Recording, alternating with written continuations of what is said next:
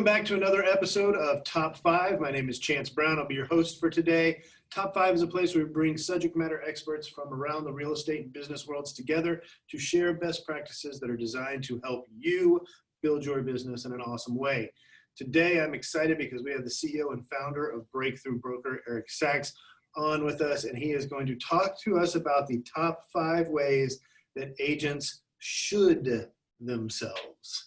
Which had to concentrate on the should there because it was really right. a different direction. So welcome to the show, Eric. We're glad that you're here. Thank you so much. Thanks, Chance. It's an honor to be here. You've had some great people on, so thanks for having me. It's awesome. No, we're excited. We're excited. So talk to us about this concept of an agent shoulding themselves. You know, it's funny. Try saying that 5 times fast. Right. I teach a class. So what happened was I come from inside the industry, so I had my own team and my own brokerage. And it actually happened to my business partner and myself. And so what happened is we tend to run around with our hair on fire, right? Chance, I like to say realtors are kind of like Doug, the dog from Up. Anyone who knows the Disney movie Up. And what happened was with Nathan and myself, we both come from past lives, right? I think that a lot of us don't really come from, we didn't go to a 4-year university on how to sell houses, right? And so I came from a past life that I got paid every 2 weeks. I had this real secure outcome. And then you jump into a world where there's not much oversight, right? There's not a ton of accountability. And so what we saw was that Nathan was asking me, we're so busy, right? Nathan, I'm running around with my hair on fire. I have 5 transactions going on. We're driving our children everywhere, right? I think we're glorified Uber drivers for our kids. That's right. And Nathan was asking me, did you get that newsletter out to our sphere of influence? We had a huge sphere of influence, right? And I'd say, oh man, I really should get to that. I'll do that next week. And Nathan would ask me, did you get that just listed postcard out to that really awesome neighborhood we're trying to get a better penetration into? And I'd say, oh man, I really should do that. And what happened was I would say to Nathan and myself, I'll get to that next week. And what we found is that we're as busy today, we're as busy tomorrow as we are today. And we just kept shooting into the future. And we quickly found ourselves running out of money. You know, we're all of the shoulds in our life, we're going to the back burner. And so as we identified that, and Nathan said, I don't want to hear that word come out of your mouth ever again, like no more shoulds. We really started looking at what the shoulds were costing us in our personal life, because every should is assigned to a dollar-making activity, right? Well, and correct me if I'm wrong, but a lot of times the shoulds are the big revenue generating potential activities, right? Because those are the easiest ones to say, I don't want to do because they're the hardest. Chance, 100% of the time, not sometimes. I've taught this class for 9 years, and I've spoken in front of thousands of realtors across the country. And I ask them, and everyone watching this right now, I'd love to ask you, what are the shoulds in your life? And they'll raise their hand there, say, I really should. Everything from I should take more vacations to I should get my CRM dialed in to I really should track my marketing metrics. I should do email marketing. I should call my past clients. 100% of the time, those shoulds are always money. I never hear, not once, I really should get my contract writing skills dialed in. I really should get my listing contract agreement, my buyer's agreement, super dialed in. And the reason for that is this, and don't cringe, Chance, as a broker owner. It doesn't matter how good of a contract writer we are. It doesn't matter how amazing of a negotiator we are until we have clients to negotiate for. Right. Until we have clients to write a contract for, it doesn't matter. So our main job as a realtor or a real estate professional, first and foremost, is marketing. First and foremost, our main job is finding people that want to buy or sell a home. Everything after that is secondary. Yes, it's good to be a great negotiator. It's good to have dialed in contracts. But first and foremost, we have to be good at marketing. And so every should I ever hear is about making money. Well, and I think that you bring up a really good point there, and I don't want to gloss over it because I think one of the things that agents get really hung up on when it comes to prospecting, which is part of that marketing piece, right, is creating the need to buy or sell. But what you just said was finding people who are ready to buy or sell. I think that agents think that they're too involved in this process, than they are more involved in this process than they really are. The reality is we need to be in front of people after they make the decision that they're going to buy or sell. We're not going to force somebody to make a decision to buy or sell. Of course. We're not going to coax them. It's going to be some sort of life event, a marriage, a death, a divorce, a baby, whatever that is that Of course. causes that need for formation of a decision to buy because we need a Right. bigger house or we need a smaller house. Sell because same thing. And so Absolutely. One of the things you said too a couple minutes ago is a focal point of the class I teach. And that is some of these things, most if not all of these things, the actions you have to take to sell yourself, they're not fun. It is not fun. When you write down, anyone watching today, when you go home and write down all your shoulds, the shoulds totally suck, right? They are not fun. It is not fun to organize my CRM. It is not fun to take 3 classes on how the email marketing works on my CRM and make sure that I have everyone's email and direct mail address in my CRM. It sounds terrible. So what do we go do as realtors? It's human nature to go to lunch with our mortgage partner because that's more fun and it feels like we're staying busy than to do those things that suck. And so, you know, when I was creating this class, I found this essay called The Common Denominator of Success. You guys can Google it. It's super old. It was written in the 60s. The Common Denominator of Success. And this guy that wrote the essay wrote, there's an excerpt from the essay that's been used by the top coaches in the world over time. And basically he says, the secret of success of every person who's successful lies in the fact that they've created and are doing the habits that unsuccessful people don't like to do. And what I hate about real estate, Chance, and I know you don't like this either, is that it's a true 90-10, right? 10% of the realtors are selling 90% of the homes. And I have a soft spot for those 90%. I want realtors to make a living, whatever living they want. I want them to create the wealth that they want, but they're not to be a top producer. It's not that hard. There's recipes out there. Like every top producer in the world told all of us how to do it. Yeah. We just have to do it. We have to execute. Yep.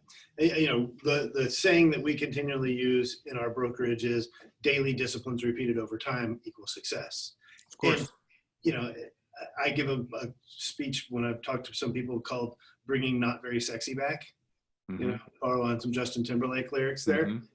But it's the not sexy stuff that makes you successful. Of course. Yeah. Right now, it's picking up the phone and calling people you haven't talked to in 3 years, and you don't want to call them, but it's super easy now to say, "Hey, the current crisis has me thinking about you. Yeah. How you doing?" That's simple. It. You know, so we got into a conversation about this in our brokerage not long ago, and I want to get into your top 5, but I think that agents have a tendency to overthink prospecting. And in that, I think that they feel like they have to be prepared with this script or this or this or this. And really, whether it's an email, whether it's a text message, whether it's a phone call, all I want you to do is talk to me. Right? Once you start talking, we can take a conversation somewhere. Most of us are pretty good at having a conversation with people. It's just, let me ask you a question. Even if it has nothing to do with real estate, if they respond, now we have a conversation going, we have engagement going, and we can build on that. Right. Yeah. So, all right. So let's jump into your top 5 ways that agents should themselves, shall we? I think number one, you have to, I'd like to do the top 5 ways to not should on yourself. How does that sound? Not should on ourselves. There we go. Perfect. Let's do that. And I think the first thing I'd like everyone watching to do, number 1, is write down all the shoulds. So number 1, write down your shoulds, how everyone is shoulding on themselves. And so write that down. Okay. And so after you've written down your shoulds, there isn't anything on your should list that should not make you money. Once you analyze your should list, everything on your should list is probably there because you want to do it to go out and make money. You want to organize your CRM so you can leverage it to get referrals. You want to send a just listed postcard out because you want to leverage it to get more listings or buyers. You want to do Facebook advertising because you want to leverage it to get more buyer leads, whatever it may be, right? So everyone, number one, write down your shoulds. Number two, I want you to identify your highest money-making activity. And here's how we do that. You're going to look at your shoulds and you're going to say, all right, I want to do, I should do buy versus rent postcards to these particular communities, because I believe clear and consistently over time, I believe that if I do buy versus rent postcards and spend X amount of money, I'm going to go out and get 2 first-time home buyers. Okay. And in my market, a first-time home buyer is 300,000. So then I'm going to identify the money I'm going to make from that buy versus rent postcard. Okay. And I want you, number two, I want you to identify your highest money-making activity. Okay. Number three, with that highest money-making activity, I want you to create, all right, I'm going to time out a second on my top 5 list. Go. Who on this call are to-do listers? I think the to-do list is the death of action in our world. I used to be a crazy to-do lister, but there's no accountability for us in real estate. So you create a to-do list on January 2nd, and 5 of those to-dos are still on your to-do list July 24th, because you keep carrying it over every day.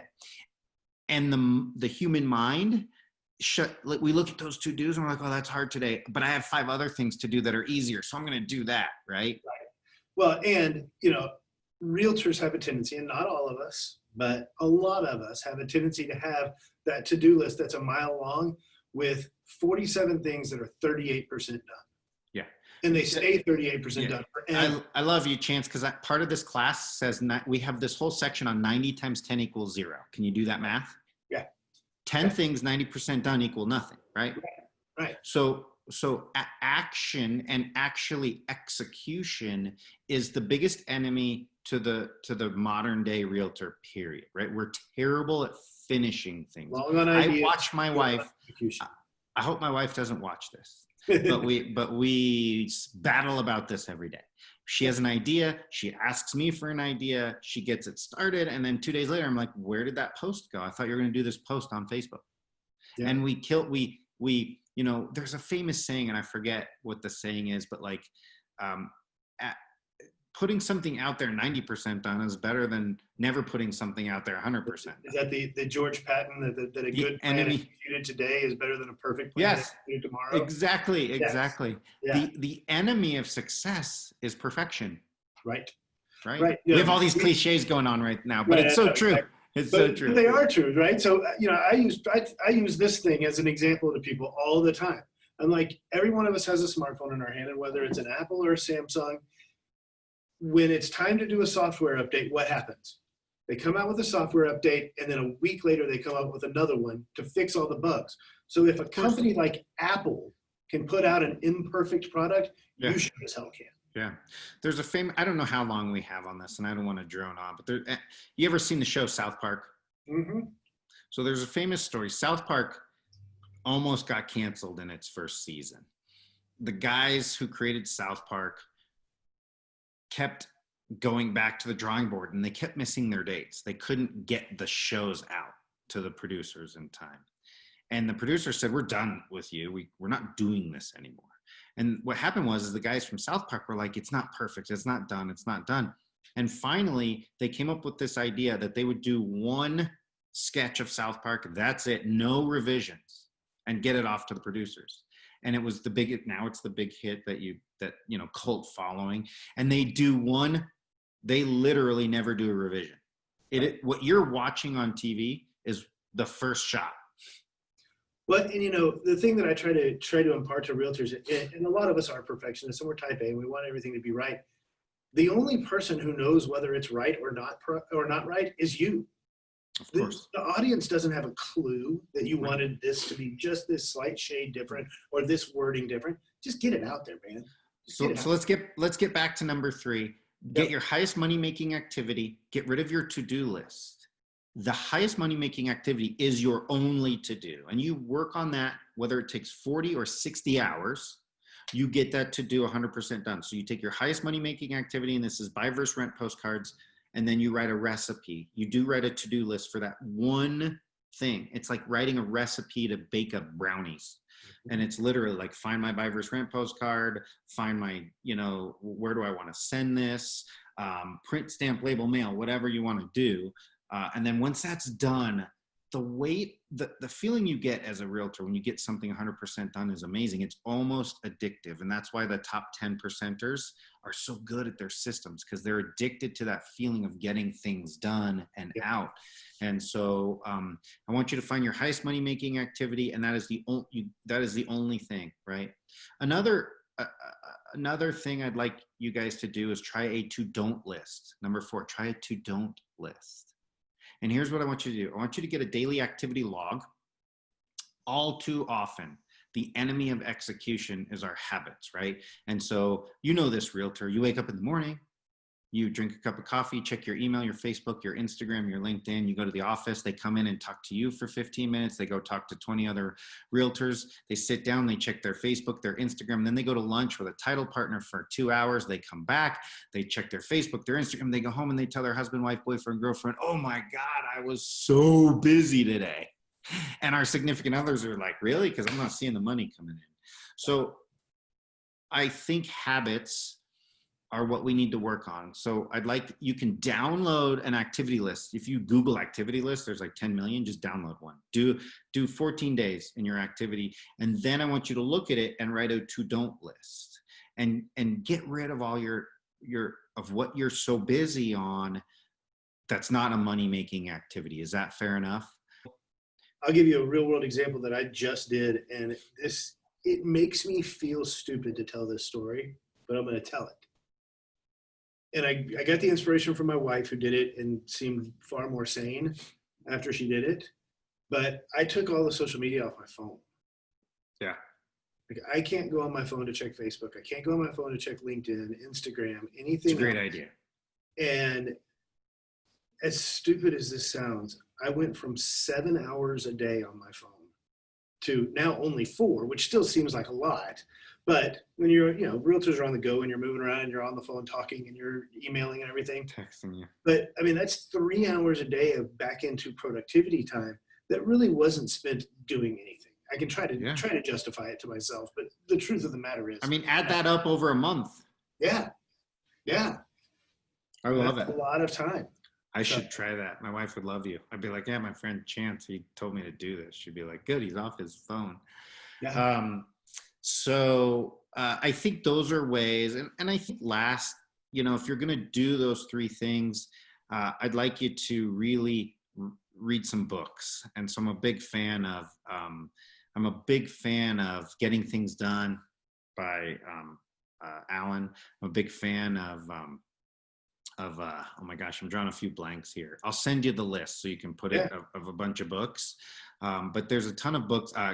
Habits by Charles Duhigg is a great book, and just really Brandon Burchard, the High Level Habits or whatever his is. Yeah, it's coming up in our book club. High Performance Habits. Really focusing yourself on execution, and what I say is compartmentalize. So that's what that does by getting away from your to-do list, because it shuts your brain down, and going to a to-do list of 1.